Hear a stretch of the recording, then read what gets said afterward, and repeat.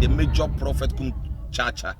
On say me catch was say bomoden na hwe too much GH. On say me kan ye nyene bone pa na kase ye pe wo wi ase ya asonde asonde nti na Adam wo hu nyame ye no nyame no wo hu ne ma bi a wo hwehwehwehwe e wo other place ne ade kat won na bomoden na be hwe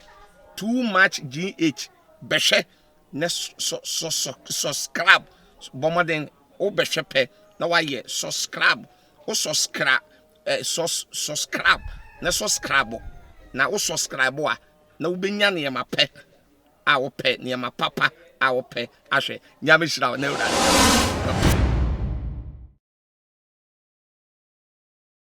Mama kwaba shonko eba tuma GH midin ye bakope na ama ogusa na hu mi se aye se hu ni se asemesi na no nti enemesi nkunya me be chechemu ache ahwefo ene etiefo na ni ane say social media for a while now rumors be brave about out at say rumors ni no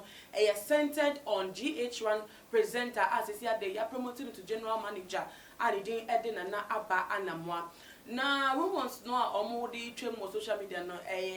about say wono ni school a woni Sandra Akobia wo mebie at say wo mu di training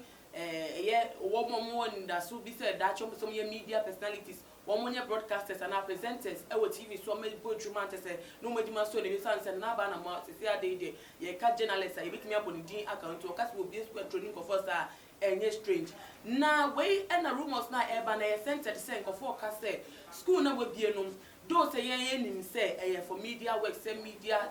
training wo pese onye media dwuma ye be training wo no nye sa na asem city wo sheda select wo mo wo yi eman emu wo yi wo mo nufu anufu tese to shape no ni Nigerian nation kala da so kokko pepe no no wo yi na sinche say we dey mi we yi mi sese oye na metima introduce ama big men there but of course we friend pempe ni bi enu bi na eye djuma wo mo ye wo hono na allegations when aba out no to say akwa say na aba anamo no ka se pia be ka say ambasa na assembly city na say entro animu ta wonye bi sai na sisi ade de enka tia koda kura o enka gana fo free etrim nanso wo ba foforo a wono agi atom se wono oti ho de oye boss chick oye slay queen we slay agi hu certificate oti wono nya plaketua slay queen levels na wo ye na wono no wasa afa no slay queen judge and wo betina radio station bi na tese wo church slay queens nyememu se na wo sem sitie de wo ye wo nyama sifa na wo church ne nsem no Mona Gucci no chire mu se na ba na mo de wo kasa so e boss chick o e de edu na ba na mo aso nkwa de obetu che de man because na ba na mo de o ye mother of all slay queens ye ka slay queens mu slay queens boss of slay queens na ba na mo na ta hin che no no na wo hwe Sandra Akobia class si akro slay of the slay no proper wonu pono na ba na mo training ogrum no ye siese mi ete na chira ne sana uhu be ma o eske ni obetimi a chira ne levels better than ho de a chira no ono chira sa levels na ma Sandra Akobia so say wa hate be lawyer no cramp no still no this slay biem so no se wa emi he no so na ba ni little baby at said wo ye no than na abai one enu na all this flashiness ayehu na parties akese no wo nam ha na vacations akese adwuma mu yesu yenim say present adwuma yi sikana ye tria no enheda nso mbosa enu nti nhwemu ayekofo bi say rumors ayekọba na ayemu na ya ba abesi mu pese wonu yeslekwe nkwa de asem no sa na sitie na ba pimpa wo pimpi ankasa wo pimpi ma big men na nya asem ketwa nebusafo asem wenti yesinkonya yebedum suko yebebiebie mu ehu ase ene etire nia enu ti jebre ye twan ho aba ye ba ye betwa so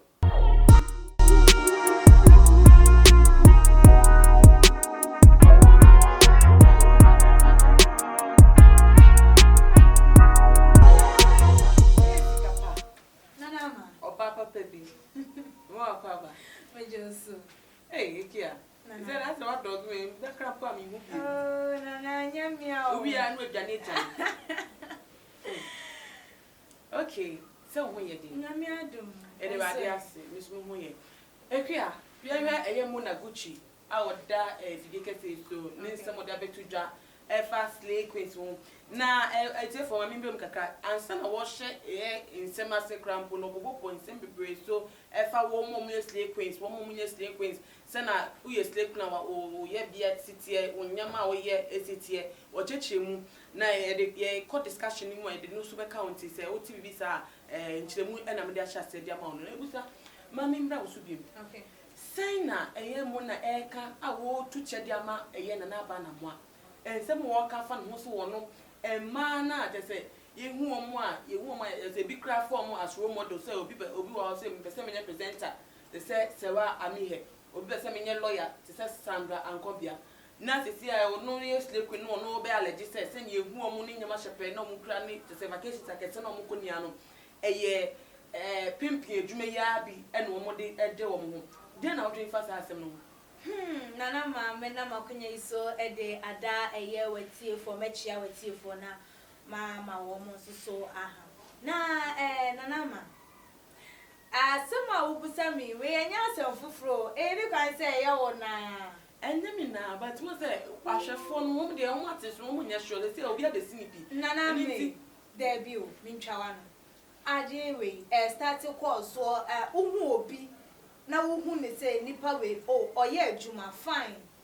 owo ni sika but there are certain things be wo hono ma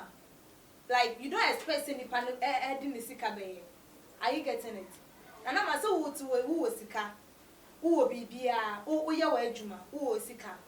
ba say obetu ekwan wo ye adwuma ye den ye nim say media adwuma ye fa wo monye because omo ana omo asema ba wo ye media adwuma nim say all the time you have to come on set on air to give us information obeba bonte obeka de ekoso onye ye den a na ba na mu oye show wo tell so yeah Sandra ono so ye say one so ye so you going out na makoto na mako out na mu ye say no it should let you know say juma na wo mo ye no they also get another work out there enti no so otimi etu ekwan eko Dubai ko di holidays 2 days na we je juma to hono man that means say the wo kwakọ ye ni sika ni man ka won jan to won ko enti no ya ade a e wo hodada ena enya de so se akonto na wo to no de ni sika na etu sa nana ma otu we obi che wuska obeti se sika na bi so de koto ye iPhone 11 Pro Max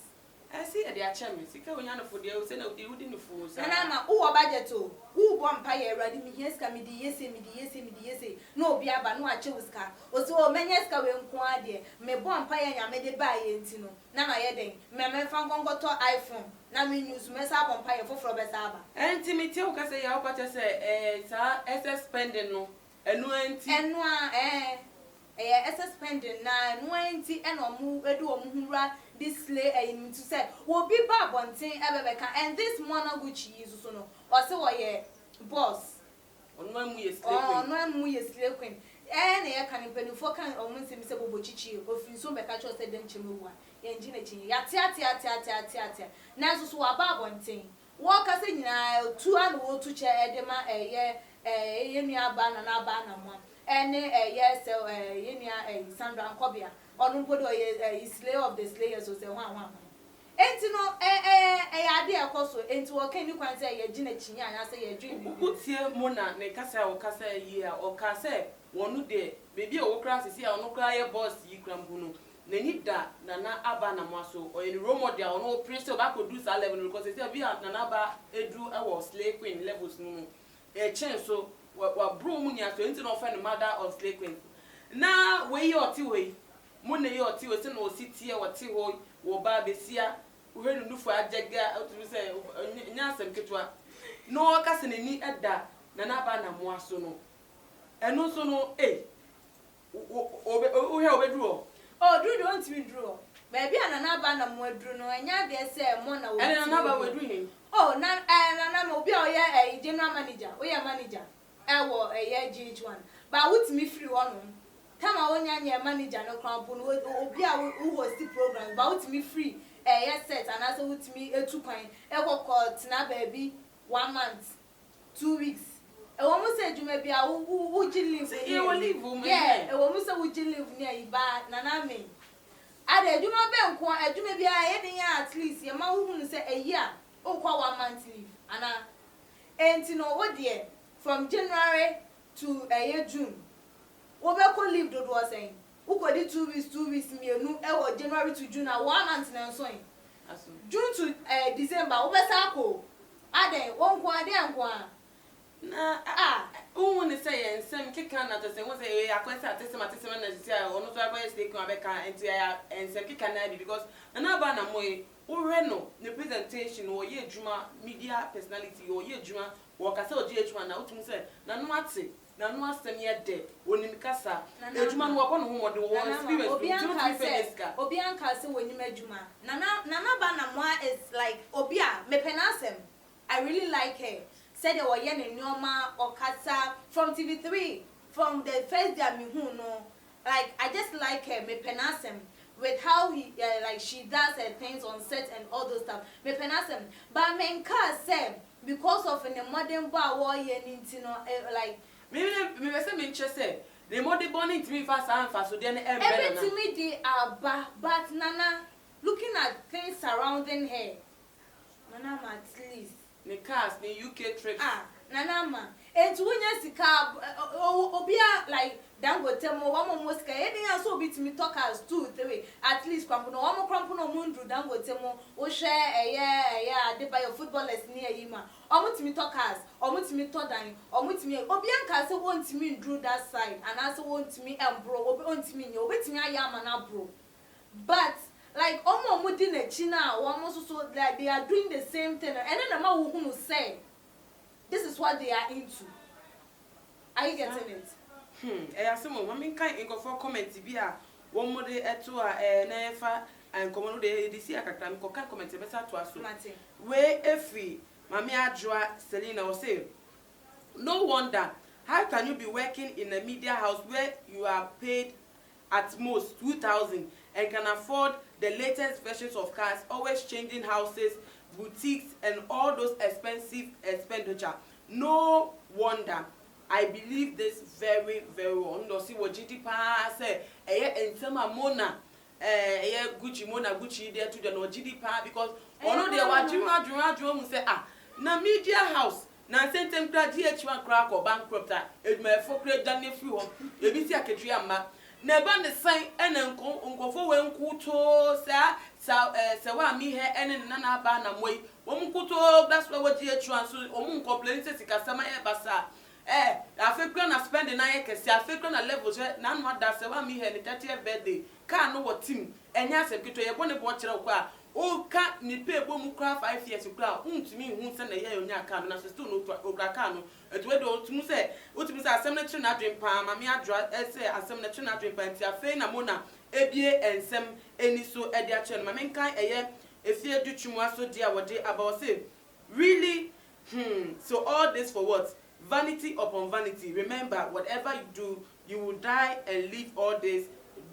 behind. On this channel, no one say, Bible cracker says when you emphasize the be so. O boabo no said then, there who kwa untimi fa bakumpo eni echire enkontebeya. Mon forget it cry, mon forget it, mon mo bi eni kro embre on. We so ediamedi etwa to efi rubio say, you these girls, your days are numbered. Agent of darkness, driving many to hellfire.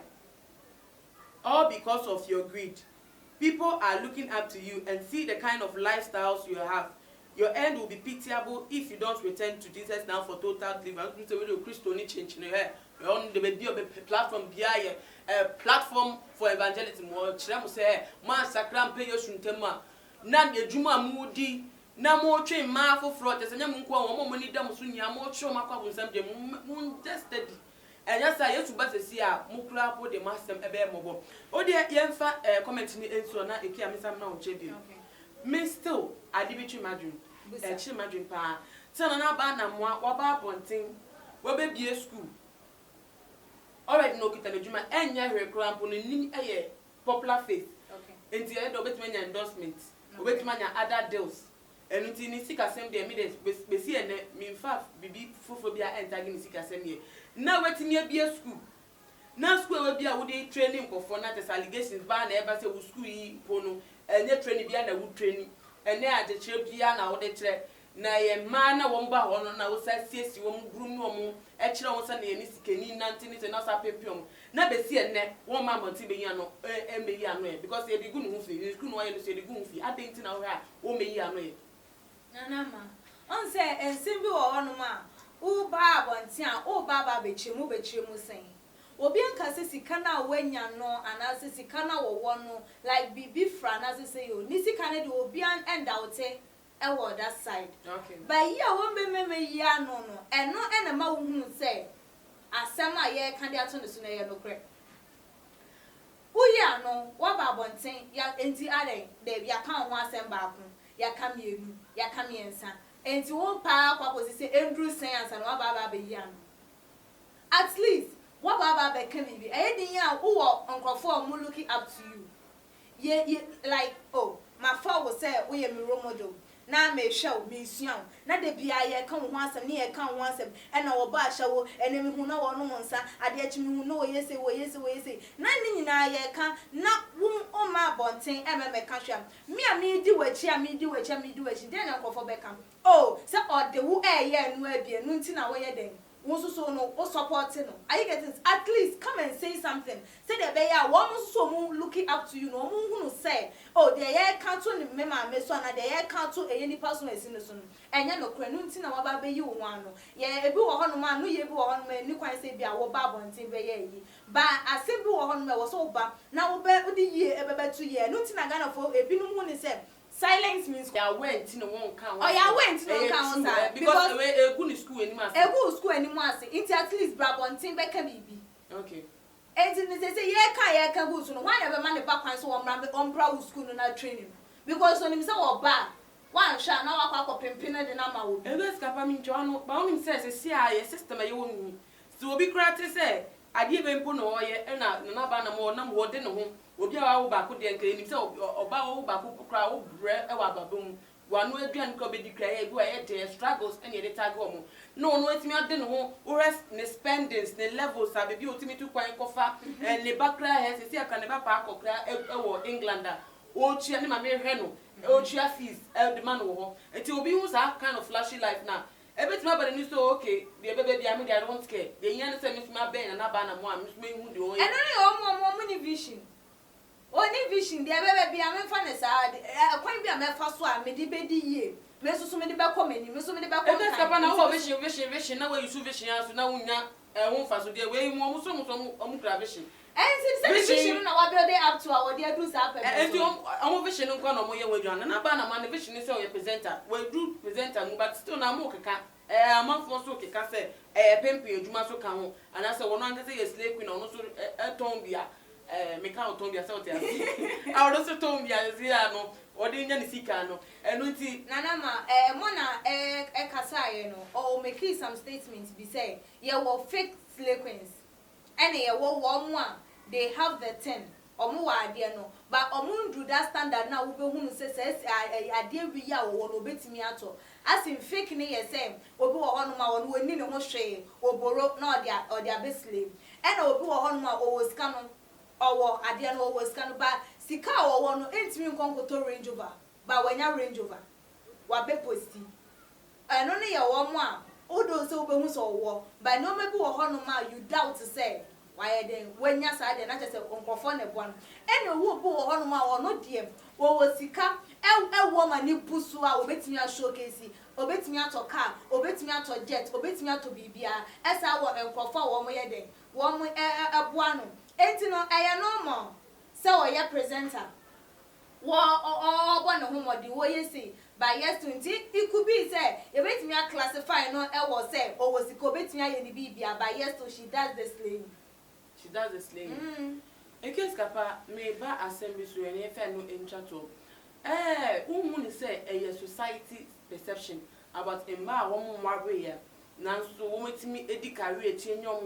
ebo bra the some you satisfied to be there in your you can't scafa wo metimi to bibia wo pebia. Who say nti ene e tag na na aba na mo ene ne nafofo as slay queens a wo mo ye pimpin. No cre on side on me no ebe ya adwe because in our society no enkrofo ehun say as a single mother as will be like Uyo ba uya single. Uya single. Uyo ba. Na wo say share. Na wo share kwada. Na still wo say di ya. Like they see say there are certain things we how wo ye no a tree.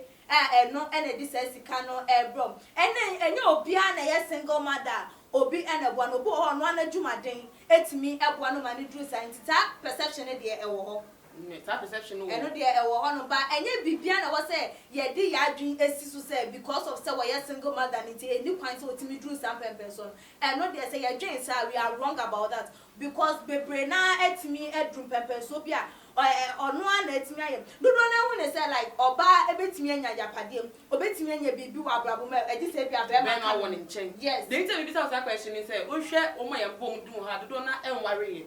Because they are forcing to be the man in their life. Ebia mema ne ba omo bebeji omo ho agro ena mo musika bia wo mo wonti na omo ba bedi bi na omo meja omo ogo. So they are trying to be the men in their life into one more effort say hard. That doesn't mean say they can't reach their goal. That doesn't mean say they can't get what they want. Into that perception say a mema na was say bua ema wo mo etimi gina di brebi ana say wo mutimi nya